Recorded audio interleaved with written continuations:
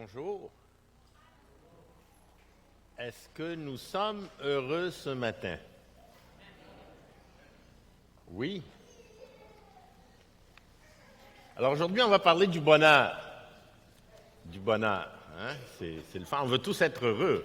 Ceux qui ne le sont pas aujourd'hui, ils veulent l'être. Hein? C'est ça? Alors, on va se courber dans un mot de prière.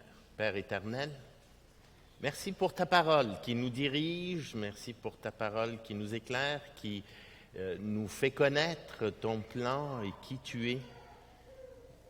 Merci de nous rapprocher de toi par ton esprit et par ta parole. Merci pour ta grâce, ton amour pour nous, pour la vie éternelle que tu nous donnes, tes promesses. Seigneur, sans toi, que serions-nous? Alors, Seigneur, on veut te prier d'ouvrir nos cœurs, de nous faire comprendre ce que tu as à nous dire et que ton nom soit glorifié par nos vies. Amen.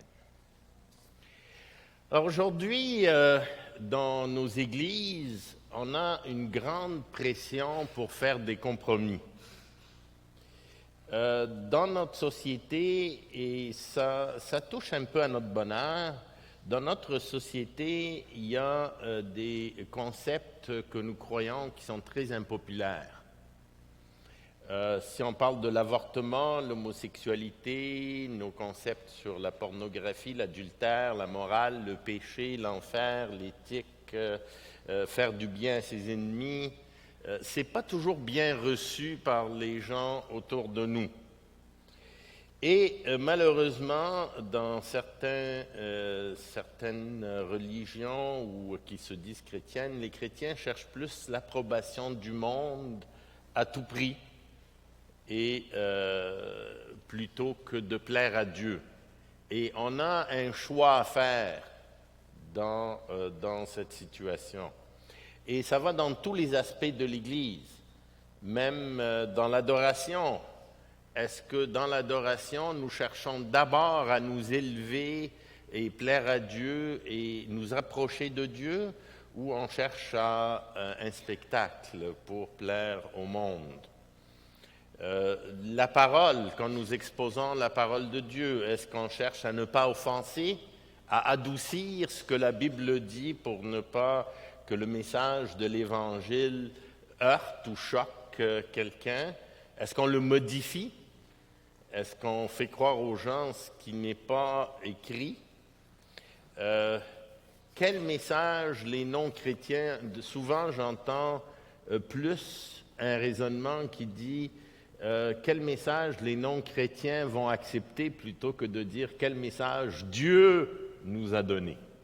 Hein, évidemment, nous, on est intéressés par quel message Dieu nous donne, que les non-chrétiens, ça leur plaise.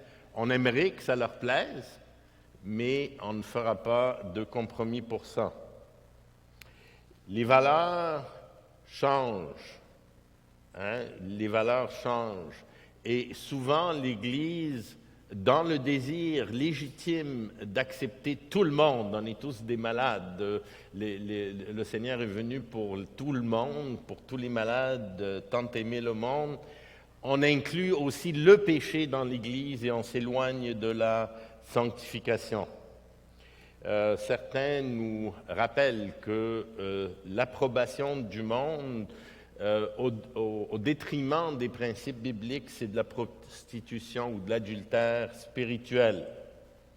En fait, pour beaucoup, pour gagner le monde, il faut se plier à leur goût, leur mode, leurs valeurs, et au point de s'éloigner de la vérité biblique.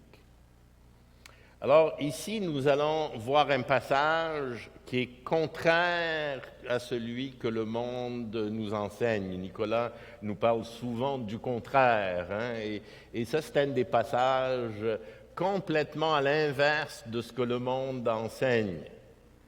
Dans le monde, si tu veux avoir le bonheur, si tu es riche, en bonne santé, c'est ça le bonheur.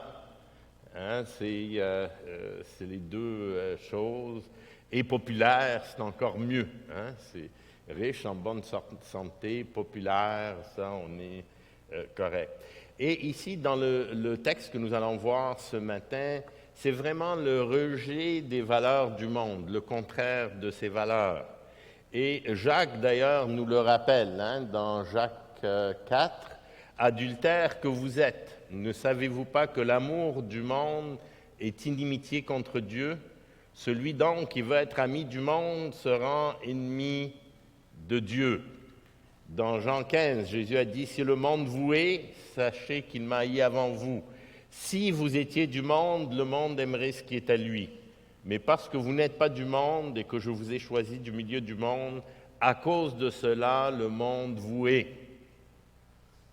Et évidemment, Jean 3, le jugement, c'est que la lumière est venue dans le monde et les gens préfèrent les ténèbres à la lumière parce que leurs œuvres sont mauvaises. Dans l'histoire, l'Église a fait des avancées énormes quand les chrétiens ont refusé les compromis, même devant l'hostilité et la persécution. Le message chrétien ne peut pas être tordu pour s'adapter aux opinions de tout le monde.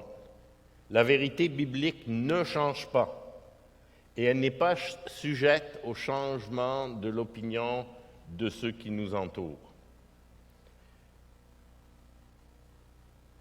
Et cette opinion, en général, ne sera pas bonne une fois que les gens ont vraiment tout compris qu'est-ce qu'on croit. Parce que devant le message de l'Évangile, on accepte ou on refuse. Et quand on refuse, on oppose. Alors, on va voir ce passage qui nous donne les contre-valeurs, une illustration des contre-valeurs chrétiennes par rapport à celles du monde, et évidemment qui nous donne le chemin du bonheur ou du malheur éternel. Puis ce n'est pas le chemin qui est poursuivi par la grande majorité des êtres humains. Lisons ensemble ce passage dans Luc au chapitre 6, le verset 17. Il descendit avec eux et s'arrêta sur un plateau où se trouvait une foule de ses disciples et une multitude de peuples de toute la Judée, de Jérusalem, de la contrée maritime, de Tyr et de Sidon. Ils étaient venus pour l'entendre et pour être guéris de leur maladie. Ceux qui étaient tourmentés par des esprits impurs étaient guéris. Et toute la foule cherchait à le toucher parce qu'une force sortait de lui et les guérissait tous. Alors Jésus, levant les yeux sur ses disciples, dit « Heureux, vous qui êtes pauvres, car le royaume des cieux est à vous. Heureux, vous qui avez faim maintenant, car vous serez rassasiés. Heureux, vous qui pleurez maintenant, car vous serez dans la joie. Heureux serez-vous lorsque les hommes vous haïront, lorsqu'on vous chassera, vous outragera, et qu'on rejettera votre nom comme infâme à cause du Fils de l'homme. Réjouissez-vous en ce jour-là et tressaillez d'allégresse, parce que votre récompense sera grande dans le ciel, car c'est ainsi que leur Père traitait les prophètes. Mais malheur à vous riches, car vous avez votre consolation. Malheur à vous qui êtes rassasiés, car vous aurez faim. Malheur à vous qui riez maintenant, car vous serez dans le deuil et dans les larmes. Malheur lorsque tous les hommes diront du bien de vous, car c'est ainsi qu'agissait leur Père à l'égard des faux prophètes. Alors, ici, ce passage commence avec Jésus qui prêche à des foules. Et ici, on est habitué à voir des milliers de personnes écouter Jésus. Et on remarque encore une fois qu'ils sont venus non seulement pour être guéris, mais en fait, la première chose qui est mentionnée dans ce passage, c'est qu'ils sont venus pour l'entendre. Pour l'entendre, parce qu'il parlait de la parole de Dieu comme quelqu'un qui avait l'autorité. Et les gens voulaient entendre sa parole. Pas juste pour les guérisons.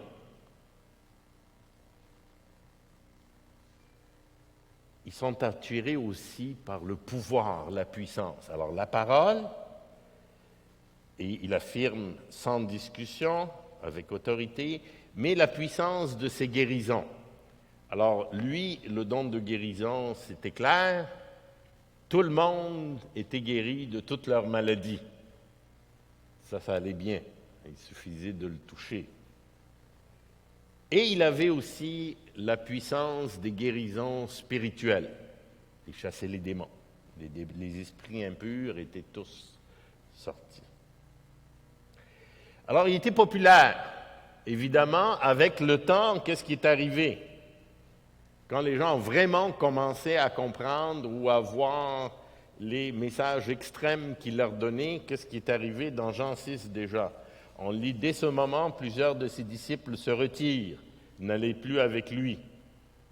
Jésus donc dit aux 12, « Et vous, ne voulez-vous pas aussi vous en aller ?» Simon-Pierre lui répondit, « Seigneur, à qui irions-nous? Tu as les paroles de la vie éternelle. » On voit que ça n'a pas été. Et 3 ans plus tard, quand c'est venu le temps, crucifiez-le. Hein? Crucifie-le. Il était plus populaire. Alors, le sermon sur la montagne, c'est un enseignement de Jésus qui est radical. Et il nous faut le voir comme radical.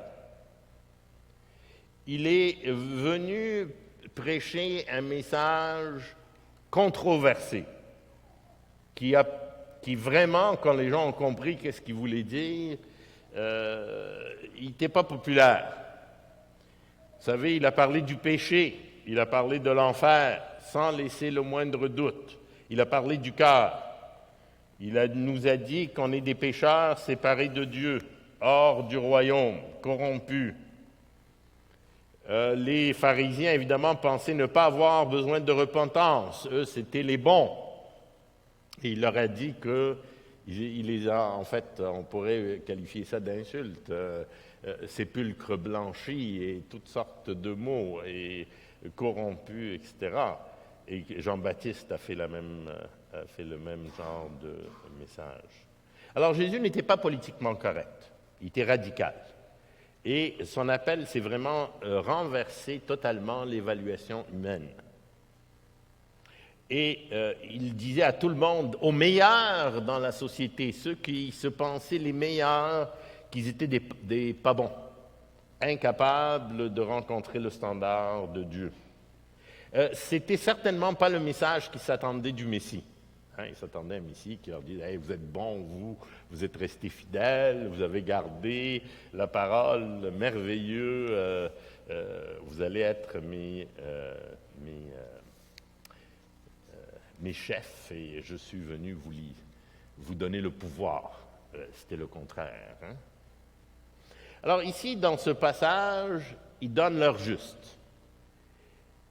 Il y a 2 mots dominants qui sont répétés 4 fois dans ce passage, heureux et malheureux. Heureux et malheureux. Il commence par 4 heureux et 4 malheureux. Il n'y a pas de zone grise, il n'y a pas moitié heureux, moitié malheureux. Il y a les heureux, il y a les malheureux. Hein, des fois, on voudrait être moitié heureux, moitié malheureux, ça ne marche pas. C'est ou tu es heureux ou tu es malheureux.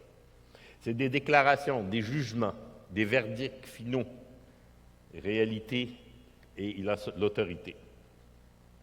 Maintenant, la question qu'on se pose quand on lit ces passages, évidemment, c'est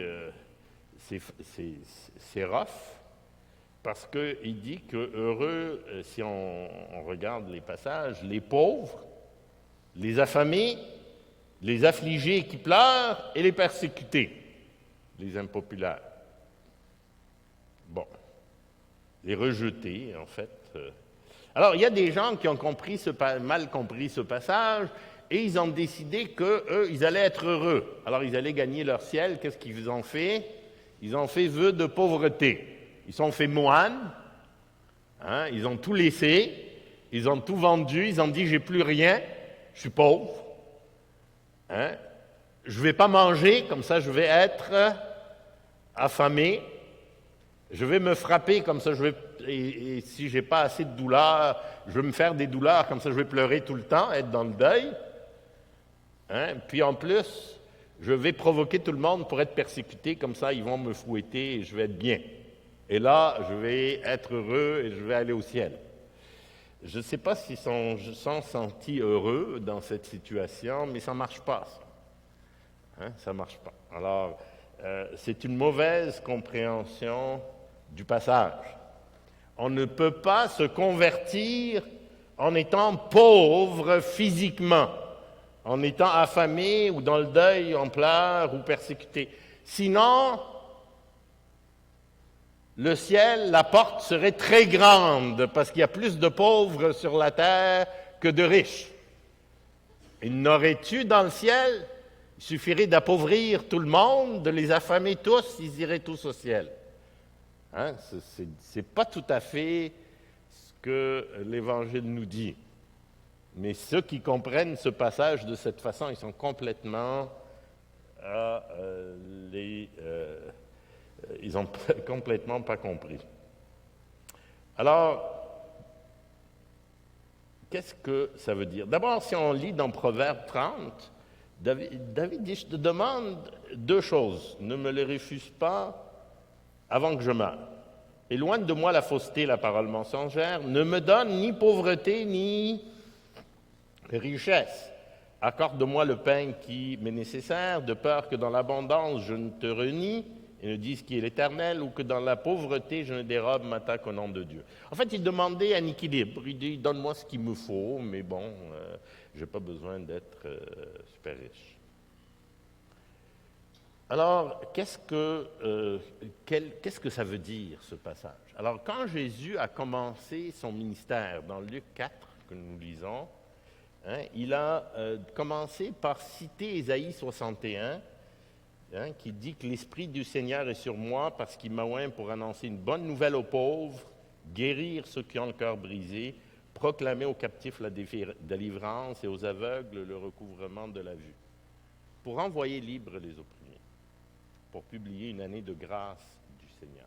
Ça, c'était sa première déclaration publique qu'il avait fait dans Luc 4. Alors ici, quand nous lisons ce passage, on va commencer par la richesse et la pauvreté. Alors Jésus, levant les yeux sur ses disciples, dit au verset 20, « Heureux vous qui êtes pauvres, car le royaume de Dieu est à vous. » Wow! Et au verset 24, « Malheur à vous, riches, car vous avez votre consolation. » Bon. Alors la bénédiction de la pauvreté et la malédiction de la richesse. Ici, il faut comprendre, c'est quoi un mendiant? Un mendiant, un pauvre, c'est quelqu'un qui est humilié.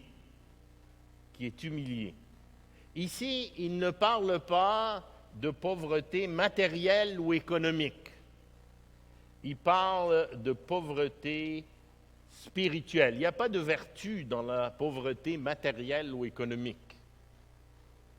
Ici, c'est la pauvreté, la faillite spirituelle qu'il nous faut reconnaître.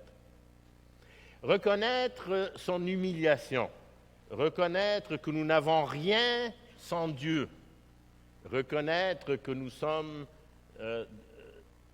des pécheurs et aucune capacité d'acheter notre salut.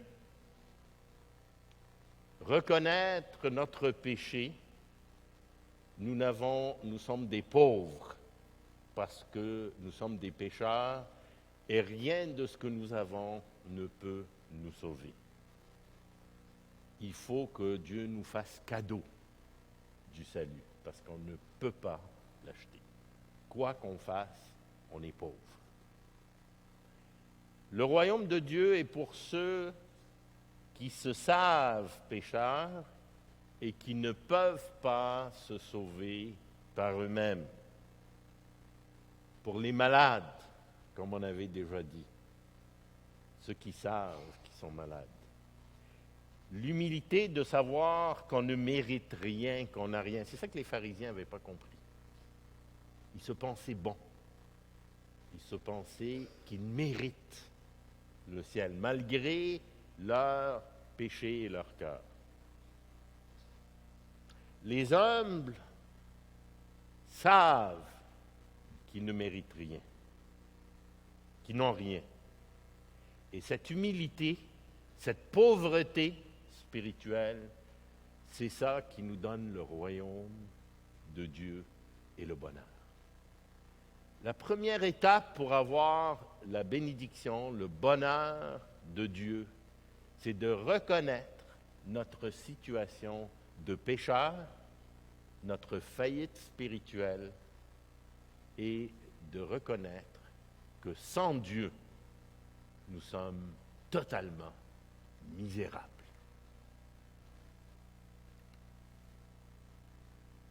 Heureux vous qui avez faim, car maintenant, vous avez faim, car vous serez rassasiés. Puis au verset 25, au début, malheur à vous qui êtes rassasiés, car vous aurez faim. Ici encore, il ne parle pas de la faim physique. Les gens qui se privent de nourriture. Maintenant, on a tous, ou plusieurs d'entre nous en tout cas, je parle pour moi, on a besoin de manger un peu moins. Mais ce n'est pas de ça qu'il parle ici.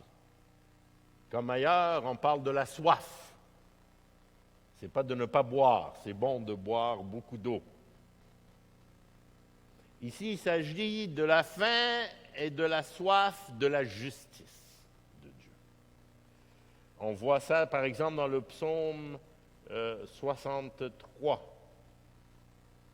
C'est une fois qu'on a reconnu son état de pauvre, on a faim de la justice, de la relation avec Dieu. Psaume 63, psaume de David, quand il est dans le désert de Juda. « Ô Dieu, tu es mon Dieu, je te cherche. Mon âme a soif de toi. Mon corps soupire après toi dans une terre aride, desséchée, sans eau. » Heureux, dans Matthieu 5, au verset 6, « Heureux ceux qui ont faim et soif de la justice, car ils seront rassasiés. » Un passage parallèle. Psaume 107, « Il a satisfait l'âme altérée, il a comblé de bien l'âme affamée. » Psaume 42, évidemment, au chef des chantres, cantique des fils de Corée. « Comme une biche soupire après des courants d'eau. Ainsi mon âme soupire après toi, ô Dieu. Mon âme a soif de Dieu, du Dieu vivant. Quand irai-je et paraîtrai-je devant la face de Dieu? Mes larmes sont ma nourriture, jour et nuit, pendant qu'on me dit sans cesse, où est ton Dieu? Je me rappelle avec effusion de cœur quand je marchais entouré de la foule et que je m'avançais à sa tête vers la maison de Dieu, au milieu des cris de joie, des actions de grâce, d'une multitude en fête. Pourquoi t'as battu mon âme et gémis-tu au-dedans de moi? Espère en Dieu, car je te louerai encore. Il est mon salut et mon Dieu. Fin de la justice, sachant que nous ne sommes pas dignes de la justice de Dieu. On reconnaît notre état, notre relation avec Dieu et sa justice n'est pas totale. Nous avons besoin de la justice de Dieu et du pardon de nos péchés pour atteindre cette justice par Dieu. Heureux, vous qui avez faim de la justice. Ici, dans Luc, on en a 4. Dans Matthieu, il y en a plus. Mais le sermon sur la montagne de Matthieu et Luc, c'est un résumé, probablement, que Jésus, dans ses messages, parlait des heures. Et on le voit ailleurs. Mais les apôtres, dans les évangiles, nous donnent des résumés des messages. Alors, Matthieu nous donne un peu plus de détails. Mais c'est le même concept. Faim et soif de la justice, de la parole de Dieu. Heureux vous qui pleurez maintenant, car vous serez dans la joie. C'est une contradiction, être heureux et pleurer. Mais en fait, ce qu'il nous dit, c'est, quand il parle de pleurer, ce n'est pas ceux qui sont dans le deuil pour des circonstances extérieures seulement. C'est surtout ceux qui sont dans le deuil, pourquoi? Sur leur péché, sur leur situation de pécheur. Malheur à vous qui riez maintenant, vous serez dans le deuil et les larmes. La bénédiction de la souffrance et du deuil, c'est pour ceux qui pleurent sur leurs péchés, leur faillite spirituelle sans Dieu, leur condition spirituelle, sur leur sort. Dans Jacques 4,8, il nous l'explique. Approchez-vous de Dieu, il s'approchera de vous. Nettoyez vos mains, pécheurs, purifiez vos cœurs, hommes irrésolus. Sentez votre misère, soyez dans le deuil et dans les larmes, que votre rire se change en deuil et votre joie en tristesse. Humiliez-vous devant le Seigneur et il vous élèvera. Ici, c'est un passage qui nous parle du deuil devant notre situation de pécheur. Je hais tellement les péchés, les péchés que j'ai faits, que je pleure devant mon éternel. Si nous sommes tristes dans le deuil sur nos péchés, ça va nous amener au zèle, à la repentance, puis finalement au bonheur et à la joie éternelle. 2 Corinthiens 7, au verset 10, en effet, la tristesse, selon Dieu, produit une repentance. C'est ça que Dieu veut. Il veut qu'on soit triste sur nos péchés. Ça nous amène à la repentance, à salut, dont on ne se repent jamais. Tandis que la tristesse du monde, si je suis triste parce que je n'ai pas les choses du monde, produit la mort. Et voici cette même tristesse, selon Dieu, quel empressement n'a-t-elle pas produit en vous? Quelle justification, quelle indignation, quelle crainte, quel désir ardent, quel zèle, quelle punition. Vous avez montré à tous égards, vous étiez purs dans cet avers. Alors, la tristesse, le deuil sur nos péchés va nous amener au zèle, à la repentance, etc.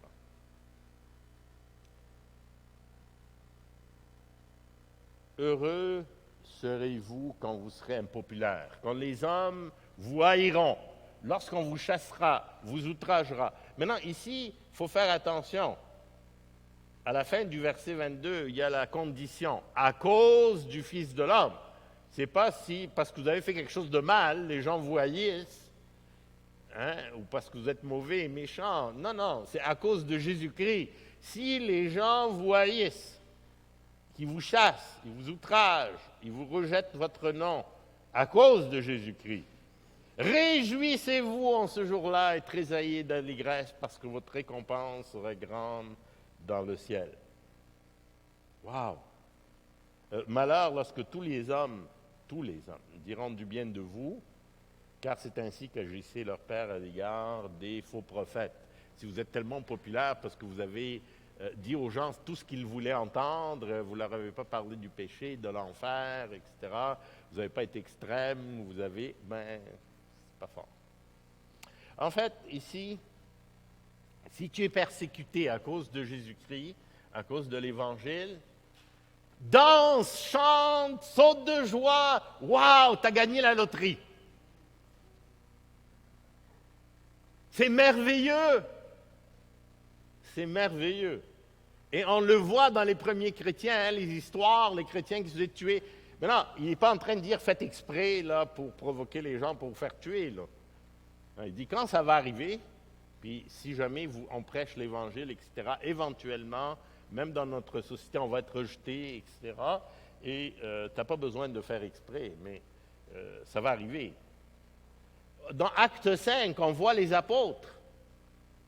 Dans Acte 5, au verset 40, ils appellent les apôtres, ils les font battre, les font fouetter, ils leur défendent de parler au nom de Jésus, ils les relâchent.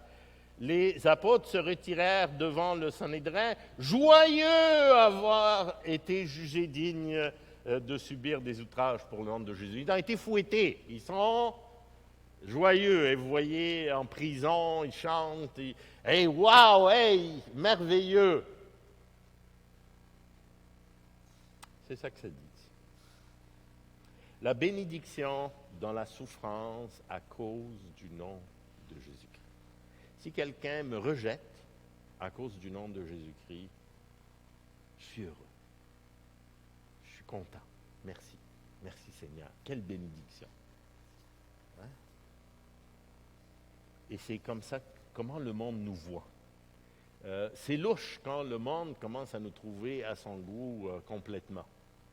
C'est probablement parce qu'on ne leur a pas tout dit. On ne leur a pas tout dit. Vous savez, aujourd'hui, dans le monde, beaucoup de chrétiens sont tués, persécutés, massacrés. Mais dans notre ville ici, on n'est pas vraiment tué pour notre foi. Mais souvent, si on se tient debout pour ce qu'on croit, on va subir. On est impopulaire. Les gens n'aiment pas voir ça. On peut être rejeté par nos familles, on peut être rejeté par nos amis, ils ne veulent plus nous voir.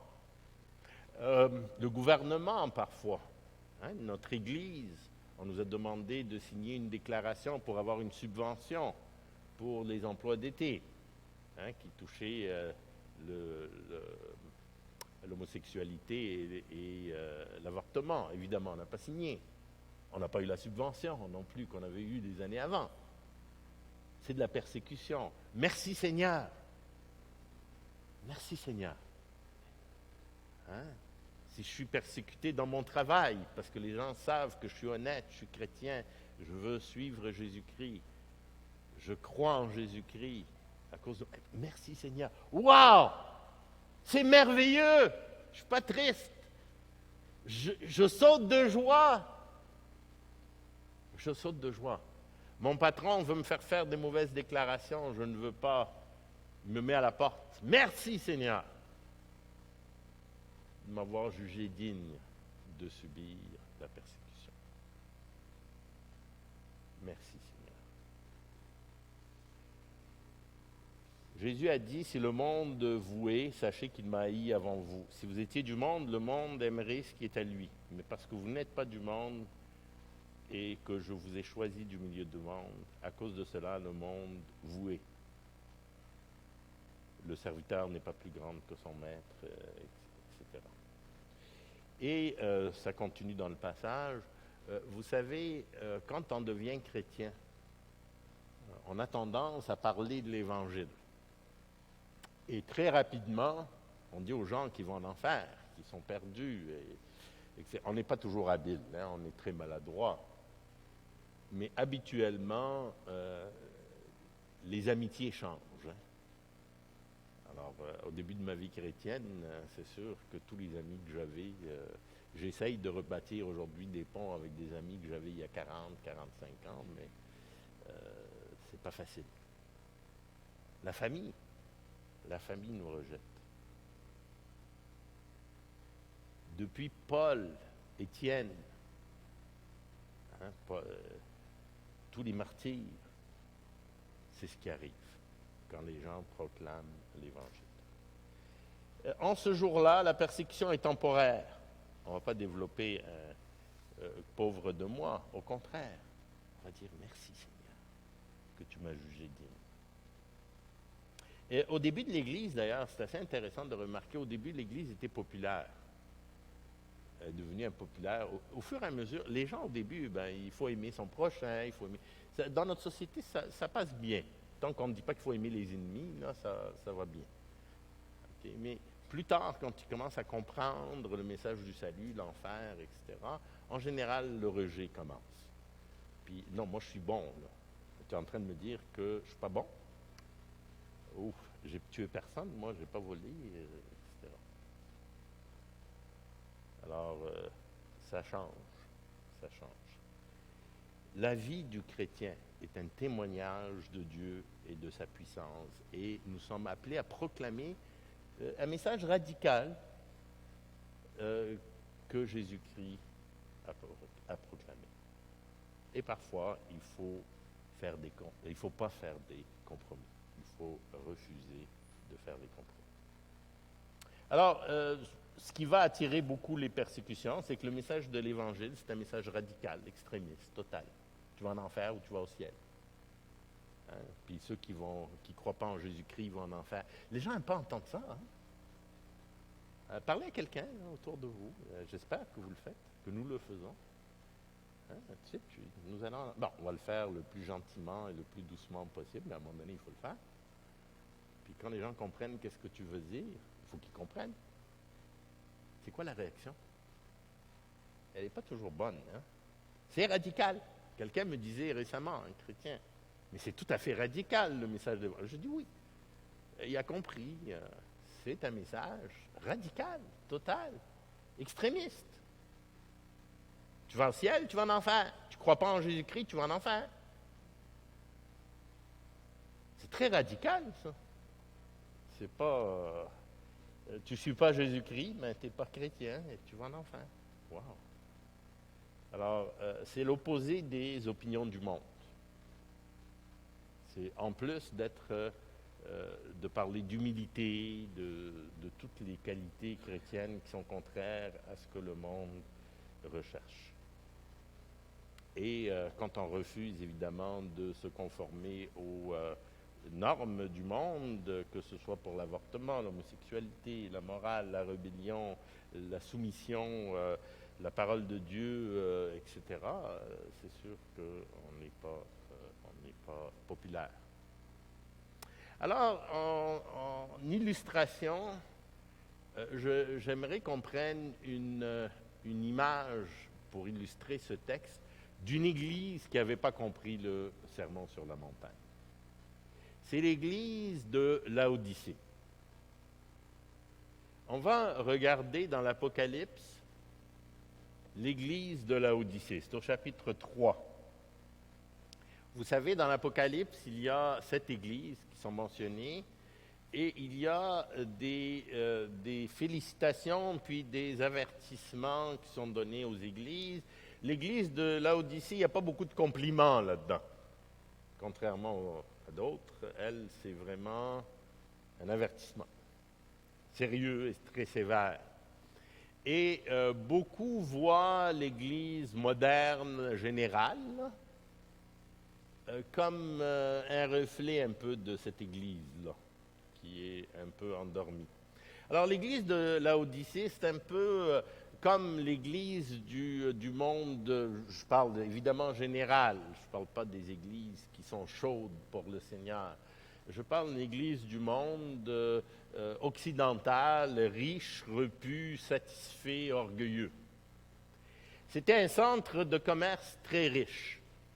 Un peu aujourd'hui, on pourrait dire New York ou quelque chose comme ça. Des tissus fins, de la laine fine, des tapis, des habits, la mode, une école médicale qui a fait un collyre, une ville orgueilleuse. Ils ont été détruits, il y a eu une destruction, puis Rome leur a offert de les aider. Ils ont dit, on n'a pas besoin de personne. Ils avaient besoin de personne. Ils avaient de la démocratie, ils étaient fiers de leur système de gouvernement, etc. Et l'Église probablement reflétait la culture un peu orgueilleuse de cette ville. Et l'avertissement que le Seigneur donne à cette Église, on va le lire à partir du verset 14. Écrit à l'ange de l'Église de Laodicée, voici ce que dit l'Amen, le témoin fidèle et véritable, le commencement de la création de Dieu. Je connais tes œuvres. Ah, vas-tu leur faire un compliment? Je sais que tu n'es ni froid ni bouillant, puisses-tu être froid ou bouillant. Ainsi, parce que tu es tiède et que tu n'es ni froid ni bouillant, je te vomirai de ma bouche. Parce que tu dis, je suis riche et je me suis enrichi, je n'ai besoin de rien, et parce que tu ne sais pas que tu es malheureux, misérable, pauvre, aveugle et nu. Wow! Malheureux, misérable, pauvre, aveugle et nu. Ce matin, mon fils, je lui parlais, il dit, sur quoi tu vas prêcher? Je lui ai dit, je vais prêcher le sermon sur la montagne. Puis mon troisième point, ça va être l'église de Laodicée. Je l'avais assez répété, qu'il m'a dit, malheureux, misérable, pauvre, aveugle et nu. Il connaît par cœur. Parce que c'est un verset que je me répète à moi-même, quand je suis tenté d'être orgueilleux. Je me répète que je suis malheureux, misérable, pauvre, aveugle et nu. C'est mon état. Jésus dit à cette Église, je sais, je connais. Et Jésus connaît notre cœur. Une connaissance totale, intime. Il nous observe, il examine, il juge, il évalue. Tes œuvres. Vous savez, nos œuvres, et ici, ce n'est pas les œuvres superficielles que les gens voient, c'est toutes les œuvres, les plus cachées.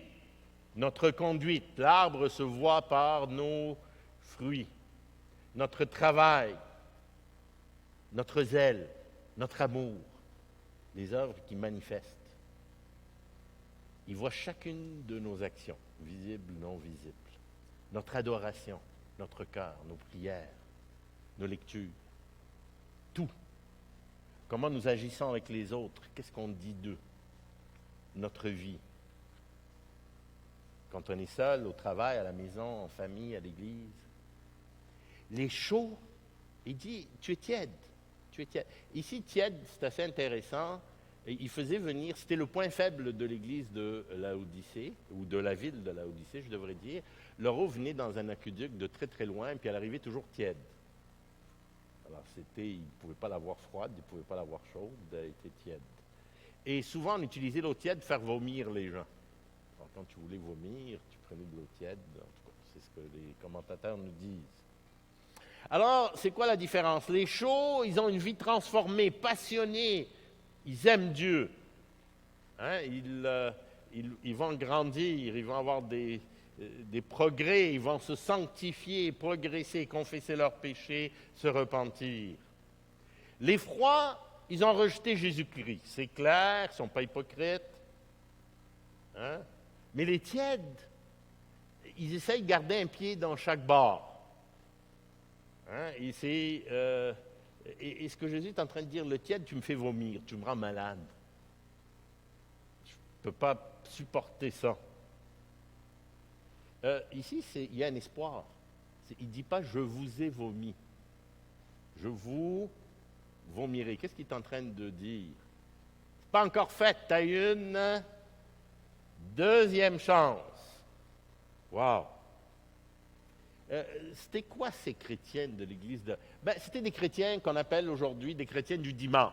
Ils vont le dimanche à l'église, ils sortent, ils sont corrects, ils ont fait leur devoir du dimanche, hein, pas trop de zèle, ils ont leur vie, etc. Hein, compromis, je suis bon, je suis correct. Le commentateur Stott, il y a plusieurs années, disait que le signe de l'Église du 20e siècle, c'est la tiédeur. Aujourd'hui, on pourrait dire celle du 21e aussi. Lui, c'était dans le 20e siècle. La tiédeur dans l'amour pour Jésus-Christ et pour les chrétiens. Un peu comme les pharisiens qui renient ce qui fait la force de la parole de Dieu. Ils se trompent sur leur condition spirituelle. Anémique. Et la tiédeur, ce n'est pas quelque chose, on devient tiède demain. Ça s'installe graduellement, les habitudes, etc. À un moment donné, là, mais là, je vais à l'église, mais c'est fini. C'est assez. Je suis satisfait de mon état spirituel. Ce n'est pas grave. Ici, il leur donne une recette. Oups, c'est vrai. Hein? Malheureux, misérable, pauvre aveugle. Je te conseille d'acheter de moi de l'or éprouvé par le feu, afin que tu deviennes riche. C'était une ville où il y avait beaucoup d'or. Alors lui, il dit, non, achète de l'or éprouvé par le feu. Et ici, je te conseille. Et ici, le mot, ici, est un peu faible. Le conseil, c'est plus, je t'ordonne. C'est un avertissement. Mets-moi au centre de ta vie. C'est ça qu'il est en train de dire. Afin que tu deviennes riche. Des vêtements blancs, ils faisaient de la laine noire. Alors, il dit, achète des vêtements blancs. Hein, on connaît la symbologie du vêtement blanc, pur, purifié par le sang de Jésus, afin que tu sois vêtu, que la honte de ta nudité ne paraisse pas. Un collier, pour oindre tes yeux. Eux, ils vendaient du collier. Afin que tu vois. Vous êtes aveugle.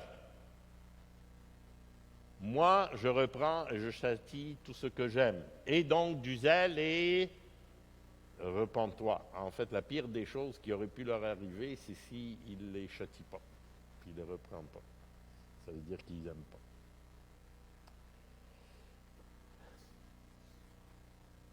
C'est un jugement retenu avec un espoir. Repens-toi. Et du zèle et repens-toi. Si j'en ai besoin ce matin, et on en a tous besoin pour nos péchés, ayons du zèle et repentons-nous. Parce que nous sommes sans le Seigneur. C'est quoi notre statut? C'est quoi notre statut? Malheureux, misérable, pauvre, aveugle et nu. Dans le Sermon sur la montagne, pauvre, affamé, dans le deuil, impopulaire. Voilà notre statut. Et il termine ce passage par une belle promesse. Voici, et on connaît ce passage, je me tiens à la porte et je frappe. C'est là où il y a ce passage que plusieurs citent souvent. Jésus est là, mais il écrit à l'église de Laodicée. Des tièdes, ce n'est pas des froids. Ce n'est pas un message d'évangéliser ceux qui croient à rien. Non, c'est pour les tièdes, pour les chrétiennes du dimanche. Je me tiens à la porte et je frappe. Si quelqu'un entend ma voix, parce que si t'es chaud ou t'es froid, et ouvre la porte, il y a une action à faire, ouvrir la porte. J'entrerai chez lui, je souperai avec lui et lui avec moi. Waouh, souper avec le Seigneur. Celui qui vaincra, je le ferai asseoir avec moi sur mon trône. Comme moi j'ai vaincu, je me suis assis avec mon Père sur son trône. Que celui qui a des oreilles entende ce que l'Esprit dit aux églises. Ici, il y a la promesse et l'encouragement, souper avec le Seigneur Jésus. Hein? Souper avec le Seigneur Jésus, puis quoi encore? Régner avec le Seigneur. Le roi des rois, le Seigneur des seigneurs. Je vais régner avec lui, c'est ça la promesse. Pour l'éternité. Je vais être avec lui. Le bonheur, ça c'est le bonheur éternel. Le bonheur éternel avec le Seigneur Jésus. Ça c'est notre promesse. C'est ce que nous attend si nous avons compris son message. En terminant, est-ce que j'ai compris ma vraie condition? Est-ce que je rejette les valeurs du monde pour avoir le bonheur éternel? Est-ce que je me sens riche, rassasié, joyeux, populaire, besoin de rien comme l'église de Laodicée ou de personne?